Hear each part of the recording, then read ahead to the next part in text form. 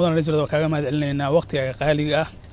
iyo sidaad u jeceshahay inaad bulshadaada gaarsiiso fariimaha iyo waxqabadka dawladda Soomaaliya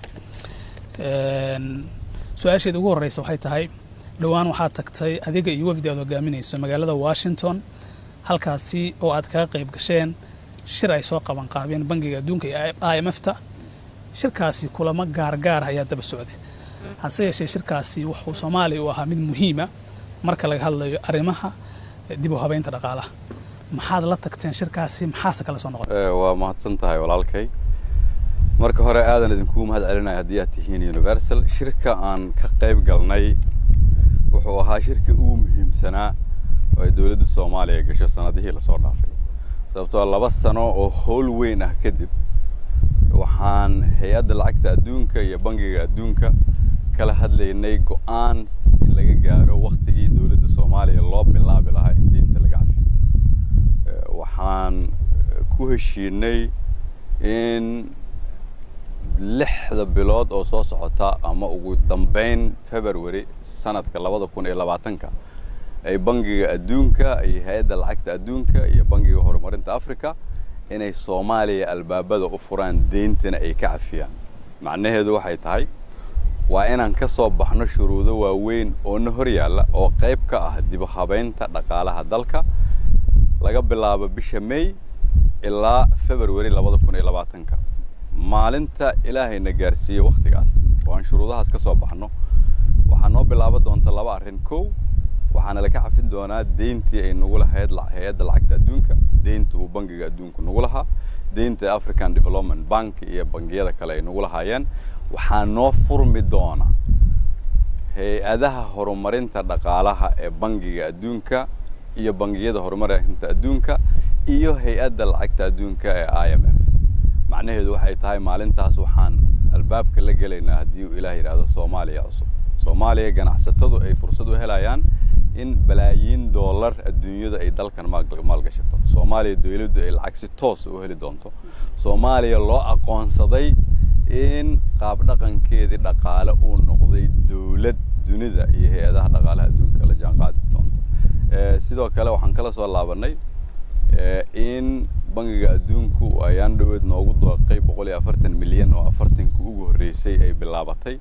inuu noogu deeqay 130 milyan oo cusub sanadaha soo socda taasina ay keentay waxqabadkii hufnaa ee dawladda Soomaaliya qabatay waxa kale oo aan kala soo laabanay in dawladaha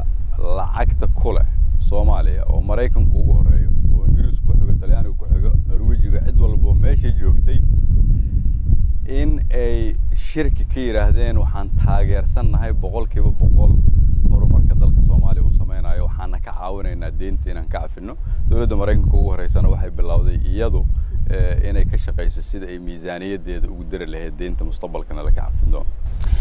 muddada ay xukuumaddaadu jirto waxaa dadka Soomaaliyeed aad ugu batay dhagahooda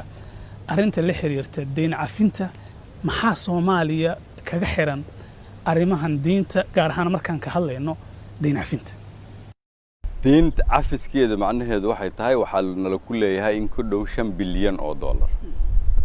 sida kaliya oo adduunyadu ay noo siin karta dhaqaale ama naloola falgeli karo ama ganacsatadeena sida sharafta la u shaqeysata adduunyada ay dhaqaale ugu darsan karta ama u maal gashan karto waa in deyntii nala ku lahaa aan iska bixino iskama bixin karna maadaama aan iska bixin karin waa inaan helnaa qaab adduunyadu ay deyntii nooga dhaafto waxaa jira marka talaabooyin la maro talaabooyinkaas waa in hay'adaha dhaqaalaha dalka lagu sameeyo dib u habeyn lala dagaalamo musuqmaasuqa dawladdu ay miisaaniyadeedu noqoto miisaaniyad isu dheelitiran dhaqaalaha wadankana la kobciyo intaas la sameeyo shuruudaha ku xiran waa shuruudo aad u dhib badan 2 sano ugu dambeysay dawladda Soomaaliya waxay hay'adda lacagta adduunka ka tiri shirkii aan joognay qoraalna ay ku soo saartay 30 sano ee la soo dhaafay wadankii uu wada shaqeyn wanaagsaneed sameeyeen horumarkii ugu dheeraa inuu dalka Soomaaliya yahay ugu dambeyntii haddii aan ku guuleysano Ilaahay yiraahdo markii la gaaro dhamaadka sanadkan ama bilowga sanadka soo socda waa haddii qof walba Soomaaliyeed shacab iyo siyaasiba ay nagala shaqeeyaan hawshan adagoo aan wadno waxaan samaynaynaa taariikh cusub waxaan noqon doonaa wadankii ugu dhaqsiyaha badnaa oo soo gaara meesha aan soo gaarnay xataa marka lagu daro Liberia ama Sierra Leone oo midna Ingiriisku uu taageerayo midna Mareykanku uu taageerayo way arinta dib u soo kabashada dhaqaalaha waxay kamid tahay tiirarka muhiimka ah xukuumadda miisaaniyadii dawladdu way korortay dakhligii gudahana kor ay u soo qaadeen laakiin gulahaasi waxa barbar socda in ganacsigii magaalada uu yara hoos u dhacay ganacsatadiina qaarkood ay iska bixin la yihiin kiradii kadib markii wax iibsigii uu hoos u dhacay mudan ra'iisul wasaare soo labada arrimood waa kuwa isdiidan ma oran karno waxay isu diidan yihiin waxa la rabaa inaan nambarada haysato aad dib ugu laabato waxaan rabaa inaan wax walba number ku qiyaasno labada sano aan joognay dhaqaalaha GDP-ga lagu qiyaaso dalka Soomaaliya kor u kacay markii la yiraahdo sicir bararku waxaan ay dalka ugu hooseeya dawladaha nagu dhow marka la yiraahdo ganacsiga la diiwaan geliyay waxay ugu badan tahay labadii sano la soo dhaafay awoodda wax gadashada shacabku sidii hore kor ugu kacay dhaqaalaha ama lacagta socota oo wareegaysa markii loo barbar dhigo 5 sano ama 7 sano la soo dhaafay way ka badan tahay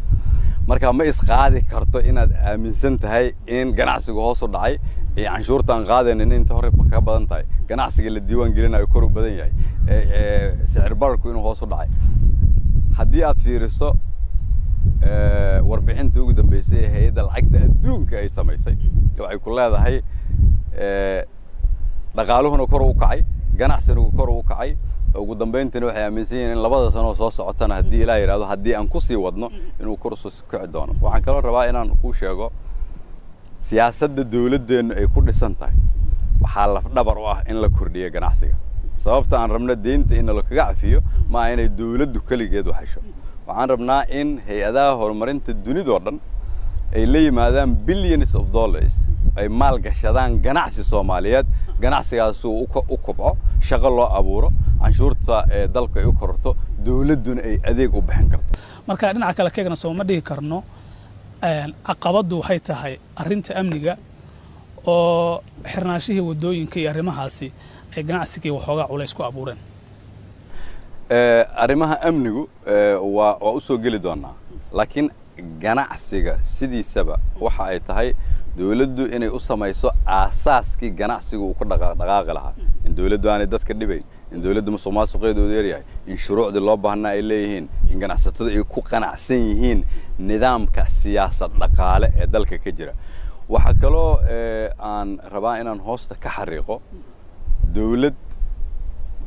aan ganacsatada la shaqeynaan dhaqaalaha ma kobcin karto ganacsatada iyo annaga waxa naga dhaxaysa wada shaqeynaan rabno inaan sii kobcino si ay noogu suurtoodeen dhaqaaluhu sii kor u sii way si aad ula dagaalantaan musuqmaasuqa waxyaabaha aad joojiseen waxa kamid ah in lacagihii wasaaraduhu ay qaadi jireen aad u samayseen nidaam wasaaradda maaliyadda ay xafiis ugu yeelanayso goobahaasi qarashaadka iyo lacagaha soo xaroodana loogu shubayo halka taa waxoogaa cabashaa ka timid oo wasaaradii qaar adeegyadii shacabka ayay gaari waayeen hadday ahaan lahayd in mararka qaar dadka gaadiidka la soo dega ay waayaan taargooyinkii maxaa isbedelay sida adiguba aad sheegtay markaan shaqada bilownay 26 wasaaradood aan leenahay 21 kamida si uun bay dakhli u aroori jireen hay'ado kale badan oo madax bannaan oo magaalada ka jira oo dawladda qayb ka ah iyana waxay aroorin jireen dakhli wadanna si musuqmaasuqana loo ciribtiro dakhliguna uu ahaado mid jaan go'an hal meel lagu arooriyaa waxaana aroorisay wasaaradda maaliyadda iyo bankiga waa in qof walba oo Soomaaliyeed oo adeeg raba in la siiyo loogu fuliyaa sida ugu hufan macnaheedu waxay tahay waa inuu bankiga tagaa iska soo bixiyaa keensadaa cadayntii uu ku soo bixiyay wasaaraddii ama hay'addii adeegga siin lahaydna ay siisaa haddii la maro nidaamka waxa caqabado ka imaanaysa male dhaqaalaha kobcayana waa inuu marka ugu dambaysa dhaliyaa in dawladdu ay iska bixin karto baahida adeegyada ay u baahan tahay iyadoo inay bixiso waxaana ku dhownaa hadda meeshaas tusaale yar haddii aan ku siiyo haddii aad taariikhdeena dib ugu noqoto waa aniga hadda ku iri ku dhowaad 5 bilyan oo dollar ayaa dalkan lagu lahaa waxaa kaloo lagu lahaa 100 milyan oo dollar oo deyn ah 100 milyan oo dollar oo deyn ah waxaa lagu lahaa dawladihii naga horreeyay oo ah heshiisyo ay galeen ama shaqaale aan mushaar la siin ama ciidamo aan mushaar la siin inta deyn noocaas aad galaysid waxaad ku saaqadaysaa qorshihii aad la lahayd hay'adaha dhaqaalaha adduunka marka waxaan aaminsanahay in adeegu uu soo wanaagsanaaday waxa kale oo rabnaa inaan ka sii shaqeyno in la cirib tiro musuqmaasuqa way arrinta amniga haddaan soo aadno waxaa jirtay inaad ku holaneedeen dib u habaynta ciidamada oo adiga iyo xukuumadaaduba aad ugu mashquulsanaydeen muddooyin ku dambeeyay maxaa idin qabsoon si wadanka wax looga qabto waxaan ku guda jirnaa inaan dib u habayn waafi ah ku sameeyno dhaqaalaha oo macnaheedu ay tahay in bangi dhaxo shaqeynaya in bangiyees ganacsatada ay la xiriirtay heli doonaan in ganacsatada dhibaataysan oo xawilaadda ka shaqeysa ay u fududaan doonto mar dhow marka ay hawshu noo hagaagto laakiin waxa isgarab socda shuruudda labaad ay tahay wax walba aad bixinayso inaad ogtahay meesha aad ku bixinayso sidoo kale qarashka dawladda Soomaaliya ka baxa waxa qaybta ugu badan lagu bixiyaa ciidanka si ciidamadeena shaqada wanaagsan dalkan ka haya qof walba ciidan oo mushaarkiisa u helo ama shaqadiisa iyo dhaqaalihiisa la isugu jaangooyo ama aan uga adkaan karna cadawga argagixisada ah waxaan hadda bilownay ama bilihii la soo dhaafay aan ku howlanayn inaan ku sameeyno dib u habayn weyn ciidamada waxaan ka bilownay in askari walba la diiwaan geliyo askari walba oo la diiwaan geliyay waxaan ku xijinay inuu leeyahay account asaga u gaara oo bangi uga firan uu leeyahay in mar damba aan lacagta cid loo marsiin laakiin si toos ah loogu shubo halkii gacanta lagu qaaday la inta bangiga lacagta cid ka soo qaada askarta loo qaybin lahaa oo aan adduunyadu naga aqbalayn waayo waxaan noqonay dawlad ka duwan wixii lagu yaqaanay waxaan leenahay tiradii ciidamada hadda inta la diiwaan geliyay ama booliis ahaadaan ama military ha ahaadaan waxaan siinaa mushaarkooda si rasmi ah waxaan dhignay meelaha muhiimka ah oo dhan dhalinyaro Soomaaliyeed oo yar oo hadda la soo tababaray ama qaybta dhaqaalaha ama qaybta maamulka ama qaybta soo gadashada wax logistical yiraahdo intaas marka maxay naga caawinaysaa maadaama aan ognahay yaan lacag siinaa xagee baan ku bixinaa tusaale ahaan askari walba mushaarkiisu leeyahay $30 oo kamida raashinkiisa toosa hadda dawladdiisu u siisaa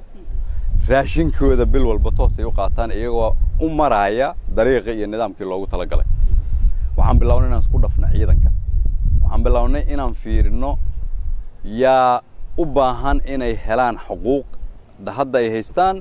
ama xuquuq ka duwan waxaan soo gaari doonaa haddii Ilaahay yiraahdo inaan ognahay in ciidamadeenu ay tirsan yihiin toosan yihiin tayaysan yihiin joogaan meesha lagu ogyahay ugu dambeyn ciidanka Soomaaliyeed mushaarkiisa hadda ma bixiyaan dawladda shisheeye kulligood anaga bixina waxaan ka shaqeyn doonaa haddii Ilaahay yiraahdo inaan isku filnaano laakiin waa inaan aqbalnaa nidaam dawladeed inaan wax walba u marno ciidankoo la tayeeyay waa qarannimada la hagaajiyay waxayna maraysaa meel fiican sida aan 2 sano u soo wadnay dib u habaynta dhaqaalaha oo hadda ummadda Soomaaliyeed ay aragtay inay mira dhalayso sidii markii ay bilaabaneysay dib u habaynta ciidanka aanay dadku u fahamsanayn ku dhawaad ama in ka badan 18,000 oo askari